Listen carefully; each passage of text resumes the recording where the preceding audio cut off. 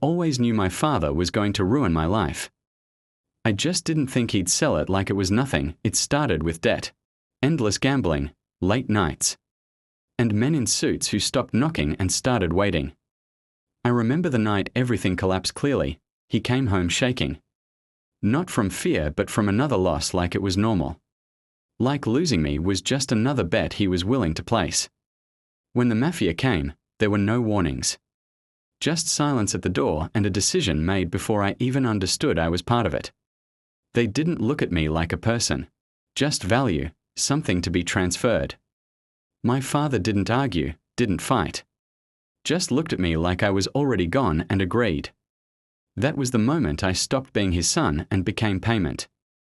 I ran that same night, no plan, no direction. Just survival kicking in as I left everything behind. But people like them don't lose things they own. Not in a city they control pieces of. I made it a few hours before the cars found me, too quiet, too many. Like they already knew exactly where I'd be. And then I saw him, the one they whispered about, the one above them, calm, unbothered. Like I was already caught before I even understood the rules of the game. I didn't get far after that. One hand grabbed me, the world tilted. And everything became noise and motion and cold air until I stopped fighting, because fighting didn't change anything anymore. I woke up in a place that wasn't meant to hurt me loudly. It was worse. It was quiet, controlled. Designed to remind me I had already lost, a basement, clean enough to feel intentional. Like my existence down there was organized. Days blurred without sunlight. And I started counting footsteps above me just to feel time moving. I told myself I hated them. I had to, especially him. Because hate was the only thing that made it feel like I still had control over myself. But he started coming down sometimes, not often. Just enough to make the silence worse when he wasn't there. He never treated me like I was weak or loud or broken, just watched me like I was something he couldn't categorize. I hated that more than cruelty. I told him once I wasn't a possession, that I was a person, and he just looked at me like I was stating something obvious that he already knew but didn't agree with the way I thought it mattered. That was the first crack. Not in the walls, but in me. Then the cracks got worse. One night I found the lock imperfect, not fully secured. Like someone had stopped caring for a second too long. I didn't think. I just moved, up the stairs. Heart pounding so loud it felt like it would betray me before I even reached the door. The hallway was empty, too empty. And for a moment I almost believed it was real.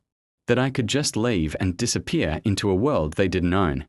But he was there, already waiting. Like the idea of escape was predictable. He didn't stop me immediately, didn't even move. Just watched me realize I'd been seen. When I tried to run past him, he caught my wrist, not painfully, just firmly enough to end the attempt without effort. That was worse than force. I told him I hated him. And he said I didn't, not like a challenge, but like a fact I was refusing to accept.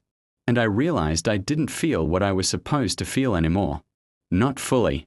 Not cleanly. Because part of me wasn't just afraid now. Part of me was noticing him too much, remembering his voice, waiting for him when he wasn't there, hating the space he left behind more than his presence.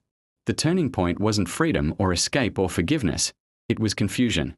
Because I stopped being just a prisoner and stopped being just a victim in my own mind, and started becoming something I didn't have language for. One night he stood too close and told me. I kept coming back to him every time he stopped forcing me away, and I couldn't deny it anymore because it was true in ways I didn't want to understand. He said I wasn't afraid of him anymore, and I was, but not in the way I used to be. It wasn't simple fear anymore, it was something tangled, something worse. When I asked what I was to him, he said I was a problem he didn't want solved. And for the first time I didn't think of him as just the man who took me, but as the only constant in a world that had already taken everything else from me. And standing there, I realized the most dangerous thing wasn't the basement, or the mafia, or my father's betrayal. It was the fact that leaving him didn't feel like relief anymore. It felt like loss.